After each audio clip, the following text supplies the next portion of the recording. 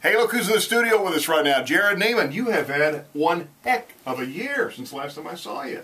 Well, thanks to your help spreading the word. You know, I mean, you can make all the music in the world, but if nobody hears it, then they can't even decide if they like it or not. Well, people are hearing it, and people are talking about it. I mean, you recently got a CMT nomination for the video for Lover Lover, which was your first #1. Yeah, you know, that's the great thing about videos.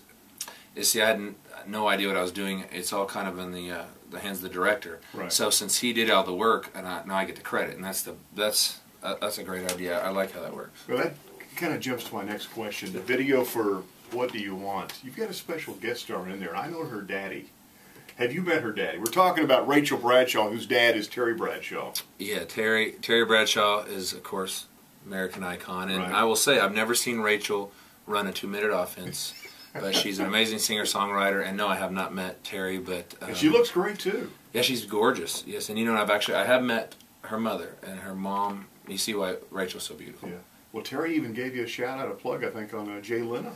You know, that's funny that you saw that. I was actually watching Jay Leno on our bus, and I saw that Terry Bradshaw was going to be a guest, and I thought, oh, that's cool. So he's sitting there, and all of a sudden they get on the subject of his daughters, and then he brings the song up and then says my name, and I was like, what the heck? You should never think as a kid growing up watching Jay Leno and of course Terry Bradshaw that those worlds would collide and then your name would be said in a conversation on TV. It's just pretty cool, huh? Yeah, weird little things like that you'll just don't expect and you'll never forget. Did you turn up the TV and tell everybody else to be quiet? Shut up, watch this, he's talking about me. Did you say that? And they said, okay, what's going on? Well, unfortunately I was by myself, so I had to wait till it was on YouTube for anybody to believe me.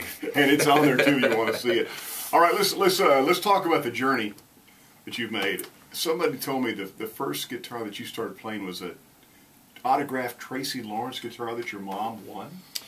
That's a cool story. It's true. Yeah, no, it is true. I grew up in a small little tiny town on the Kansas-Oklahoma line, and it was before my parents relocated to Fort Worth, Texas. But when I was a kid, it was one of those stereotypical towns where football's everything. Right. You leave your door unlocked. You could leave your keys in your car, but we did that and it got stolen. True story. But for the most part, the stereotypical city. And so one of our rivals in football, we were playing on Friday, and the concert was on Thursday night. And our coach said, "Look, if anybody goes to that concert, you're not playing in the game on Friday." That's just how serious they took it. So I was so bummed because we only got one concert a year, if that, because we would vote between that and the Demolition Derby to decide which. Not donkey basketball? Not donkey basketball. See, and he knows what donkey basketball is. Okay. So Tracy Lawrence, had this concert. So I sat in the parking lot and listened, and my mom said, "Hey, look, they're giving away an autographed guitar, and I'll make a deal with you. If I win it, then you have to learn how to play guitar." So I was like, yeah, sure. So sure enough, somehow my mom wins this guitar, and it had a Tracy Lawrence autograph on it, and so I learned how to play guitar, and it was probably worth $150. It was so hard to play, but anyway, that's how I learned how to play guitar. Did you ever tell Tracy Lawrence a story? I did a couple years ago. I was in Jacksonville, Florida, and a friend of mine from a radio station took me on the bus and told him the whole story, but the way she told the story made him sound like it happened in 1905. So he really felt old. Yes, and so I was like, whoa, no, I was like, wasn't that That's long a good ago? impression. Yeah, I was like, wasn't that long ago? We're on his bus, I'm like, no. And so it really, Tracy Lawrence, amazing talent, and if it wasn't for his autographed guitar, But you know what you have to do now? At your concerts, you've got to give away autographed guitars to start the next star. It's a tradition that you've got to carry on. Well, that's true. You haven't thought about that yet, have you? Well, I have thought about that, but right now in my career, anything that I sign actually brings down the value. I've got to wait just a couple more years, and then maybe it'll be worth doing that. Okay, now the first time we really took notice of you was a song that Garth sang, "Good Ride Cowboy." Now when you write a song, and the man, Mr. Vegas, Garth Brooks, cuts it, you got to be rolling in the dough, buddy. Well, that's another story, huh? Well, basically, everybody thinks songwriters make all this money, and right. and they do, sort of. They call it mailbox money, and so you get this check, and you're thinking, "Oh my God, look at this check," and then your business manager or your financial advisor, if you happen to be smart enough to find one, right, tells you, "Oh man, I put about 40 to 50% of that away for taxes," and I thought, God, that would only leave me with that much. So I just spent all of it. I just partied for What did you splurge on? What did you buy? I can't tell you.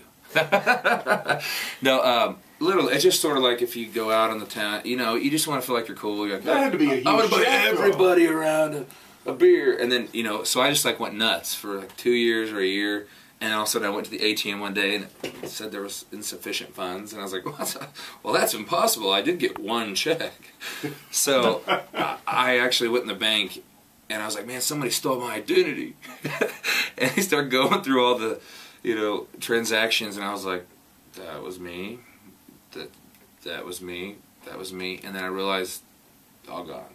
So I learned my lesson. So I finally have gotten out of the hole, at least paying. I just would suggest to everybody, it's fun to party, throw down till you throw up, you know, that kind of motto, but at the end of the day, you do have to deal with your consequences. You see there, I think we've all learned a good lesson. Let's talk about It was so much fun. Let's talk about your college years, because I'm a Texan.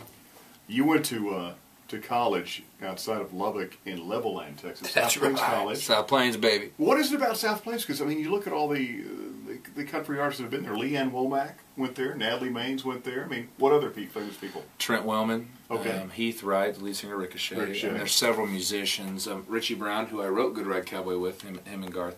And then Richie Brown also was a co-writer on What Do You Want? And he's also our next single, One More Drinking Song, I wrote with Richie as well. So we're both South Plains alumni.